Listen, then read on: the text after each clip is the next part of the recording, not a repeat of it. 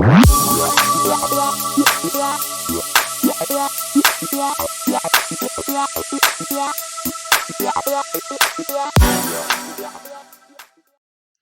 everybody, and welcome back to another installment of the Intentional Classroom. As promised, I am trying my best to get more content out there and to provide not only student videos, but some teacher-driven videos. So today we are going to talk about the anxious student. Anxiety is a real thing. I know some people kind of get onto this thing about anxiety is made up and, we didn't have that back then and blah, blah, blah. Well, as we've continued to grow, as we've continued to understand how our brain works and how our physiology and anatomy works, we understand that our brain does not actually function the same way in every single person. And there are actually things happening that cause us to have anxiety. The way our brain actually releases things. So anxiety is a real thing. And so when we have students that deal with anxiety, it can be disabling for them. I myself have some anxiety issues, and I really struggle at times when I'm sitting in a classroom and I feel like my teacher isn't paying attention or my teacher doesn't know what's happening. So today I want to talk to you about the anxious student and give you 5 tips to kind of help ease some of that student anxiety. All right. So in case you don't know me, my name is Teresa Muley-Hotham.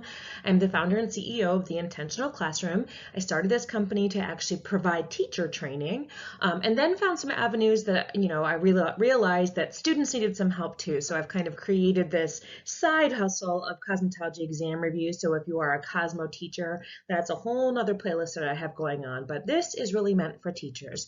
Today's topic, like I said, is easing student anxiety. And we start with our first idea, which is communication.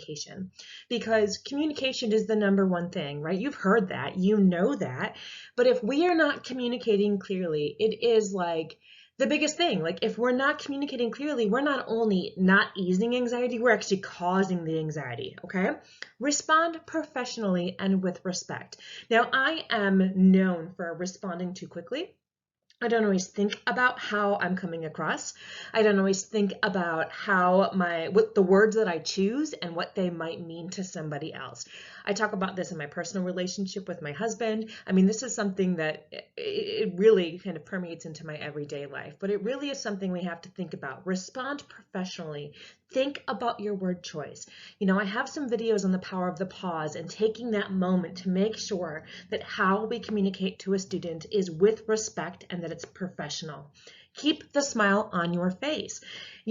Some people read into those faces and they assume that even if you don't mean anything by it, even if your words are not ugly, if you've got an ugly face on, that you mean something, right? That you mean something different. I've heard people kind of say that they have this pride in their resting bitch face and they're like, oh yeah, that's just my face. This is what I look like. Stop it. Stop it. That's not something to be proud of. We have to consider the message that we are giving with how we smile, how we look at students. So check your face. It doesn't matter what kind of day you're having. Our students need to feel welcome and they need to see that we are happy to see them. Even those students that are a pain in our side, pain in our butt, that we don't actually want to see, we better put a face on that shows them that they're welcome and we want to see them. Okay? Make sure that communication in writing is timely. That if we use email, we use text message, whatever it is, that we respond to those emails, that we don't ignore them, we don't put them on the back burner, because that builds anxiety alone. If I have to wait for a professor to respond to me for days, that anxiety builds in me and it becomes almost where I can't get past it. Like it just stresses me out so bad. Now I am a student. If you don't know this, I am still a forever student getting my doctorate right now. Hopefully this year is the year you can call me doctor. But really, I still go through this all the time, that if I don't hear from my professor on a regular basis, I start to stress. So make sure you're responding to those emails on a regular basis and make sure you are clear in your communication. Make sure that you are direct, you are concise, and that you say what you mean. None of this, kind of underlying tiptoeing around the subject. Be clear, because anytime you try to avoid being upfront about something, maybe because it's hurtful, maybe because it's a hard conversation to have, all you're doing is causing more anxiety. So communication, hugely important. Above all in your communication, be kind. You're going to hear that a few times in this video. Be kind, because the number one thing I see teachers do that cause anxiety in students is they stop being kind for some reason. They let their frustrating day get to them and they take it out on students and they stop the kindness, and there is no place for that. No place for that. Okay, number 2, validate student feelings. You know, everybody has a right to feel how they do. I have a big, like, you can ask anyone in my life. One of my biggest pet peeves is when someone tries to tell me how I feel about something. I get to decide that. I get to feel how I feel. Nobody gets to decide how I feel but me. And nobody gets to tell me I'm wrong about how I feel. Now, it doesn't mean my perception is always accurate of a situation, but I feel the way I feel. And so you have to validate student feelings. We are not always right. We mess up all the time. If you can't recognize that you mess up and that perhaps something you did may have hurt a student's feelings or may have caused undue stress on a student, we have a bigger problem here than just student anxiety, right? We have to do some self-reflection there. We have to be able to recognize and own that we're not always right and that students have a right to feel that way. Students have a right to be upset with us and struggle. So validate students' feelings. It's okay if they come to us with they're hurting or stressed. We don't brush off feelings like they don't matter, okay? Everyone has a right to feel the way they do. Acknowledge, try to understand when a student comes to you and says, I'm feeling some kind of way. It might not even be about you. It might be about the school.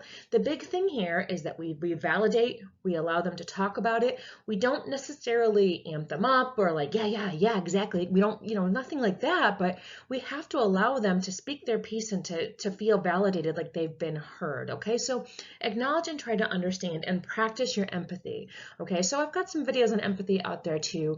Empathy is being able to understand someone's feelings, being able to put yourself in someone else's shoes, okay? You've got to find a way to understand that and practice that, because understanding our students' feelings is hugely important to easing some of their anxiety. So validate student feelings. That's our number 2, okay? Number 3, remember we're talking about ways to kind of lower anxiety for students, is to practice mindfulness in your classroom. If you don't know anything about mindfulness, I'm telling you, it's a rabbit hole that is worth going down. I love it. I could probably do an entire course on it. If you are from the world of cosmetology, Pivot Point's Mindful Teaching Pro is probably one of the best teaching programs I've ever taken. It's just an awesome concept of self-awareness, understanding who you are, understanding what makes you tick. Okay, so if you don't know much about mindfulness, don't worry, I got you.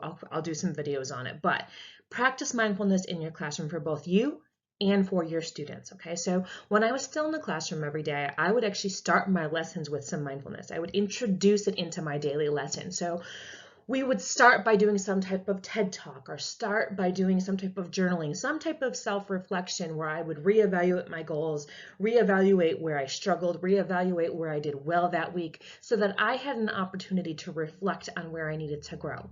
Taking just 5 minutes out of your day to do things like that really kind of removes some of the weight that's sitting on your shoulders. So I'm still a to-do lister, right? So this is my to-do list today, right? I always have a to-do list. It doesn't matter what my day looks like. It doesn't matter. Sometimes it's a full page. Sometimes it's 2 items. I always start with that to-do list. That's mindfulness for me. That's part of my mindfulness practice, is having the ability to sit down and say, this is what my day looks like. This is what I need to do. And it helps me organize and prioritize my brain. It takes stress off of me and it lowers my anxiety to do that. Okay, so introduce that into your day. Start each day with some type of mindfulness practice. Okay. All right, the next one, start and end your class with music. Now, if you've ever been to my workshops, you know, even my online digital workshops, I start and end with music. I think it's hugely important. I'm a big music person. I went to college for music before I ever went to hair school, before I ever went to college for all the other weird things that I went to school for. I think music just sets the tone for everything, okay? It can totally change the vibe in your classroom. And so when I do a conference workshop, I don't care if there's 500 people in my class and they're school presidents from around the world, I'm going to have some pumping music playing when they walk in because I want that energy level up. I want people to feel like they walk in and they're like, yes, I'm excited about this. I can't wait to learn something from this person. Doesn't always have to be, pumping music. It can be calm music for test day, but have music ready to go. Find a way, right? You can go to TJ Maxx and get a super cheap speaker if your school doesn't have that availability to you. Do something. Play it from your phone. I don't care, but music is hugely important. I have a video on ways to use music in the classroom. Go watch it on my YouTube. I promise it's worth it, okay? So start your class off right. Start it with, some fun music, some peaceful music, whatever you think your class needs on that day, okay? Just a side note, check your playlist, make sure it's clean music. You want to be really, really careful. I don't usually let students choose it because, you never know what's going to come out from a student playlist. If you need some suggestions, I actually started a Spotify for the Intentional Classroom because I had a family plan. You can go follow the Intentional Classroom. It's all clean playlists that you can then use and share and do whatever you want with, but I have an upbeat playlist, a testing playlist, all sorts of stuff so that you have clean playlists that you can choose, okay? Finally, provide clear instructions, okay? Not knowing what you're supposed to do causes huge anxiety. That for me as a student is like debilitating. Like it literally like breaks me down not knowing what I'm supposed to be doing. Even as an employee, even as somebody who works, if I don't know what I'm supposed to do, that's it. It's like I'm like a robot malfunctioning and I'm like beep, bop, boop, broken down, can't do this anymore. Like that's how I feel when I don't know what I'm supposed to do next, okay? So when you're doing things, make sure you're providing nice, clear, clean instructions.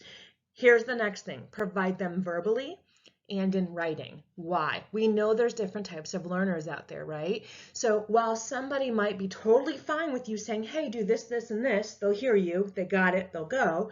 If you did that with me, I'd ask you 15 more times what I'm supposed to do, because until you write it down for me and I can read through it, because I'm very visual, it's not going to stick for me. I'm not auditory. I need to see, and then I need to write it down, and then I need to do it. So you have to do both. You have to not only give them a piece of paper where they can read it or put it on the board or whatever it is, you need to then speak it through with them. So I've had teachers say to me before, I'm not here to babysit them. Why can't they just do it on their own? I told them what they need to do. I don't need to spell it out. I don't need to hold their hand. Yes, you do. That is our job. That is what we're here for. So if you want to lower anxiety in that classroom, make sure your instructions are very, very clear, that they are written out, and that you go through them verbally with those students, okay?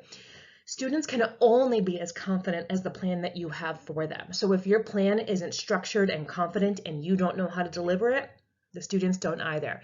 That builds anxiety for those students, okay? So my final thoughts for you on this is our actions have the ability to create the anxiety in our students, right? It's imperative that we ourselves are mindful and aware of how we talk to and treat our students, okay? If you're intentional in every action you do, everything we do, that's going to help ease the anxiety of our students. Think about your classroom environment. Think about the ambiance, the environment, the culture, the community. Everything we do makes an impact on that anxiety, and a lot of our students suffer from it. They have this. They have depression. They have anxiety. They're struggling day to day just to show up. Be grateful. Be kind. Above everything, be kind. Be nice to your students because you don't know what's happening outside of that schoolhouse. Just remember that. Be kind, okay? So with that, I leave you. Remember, I am the Intentional Classroom. Make sure you subscribe to this channel. Share this with your teacher friends. It doesn't have to be in a particular field. I try to make sure that my teacher videos can reach any teacher out there teaching any topic out there, because we're all the same. It doesn't matter what topic you're teaching. We all need to follow the same tenets, okay? So thanks so much for watching. Share, like, do all the things, and I can't wait to see you guys next time. Have a great one.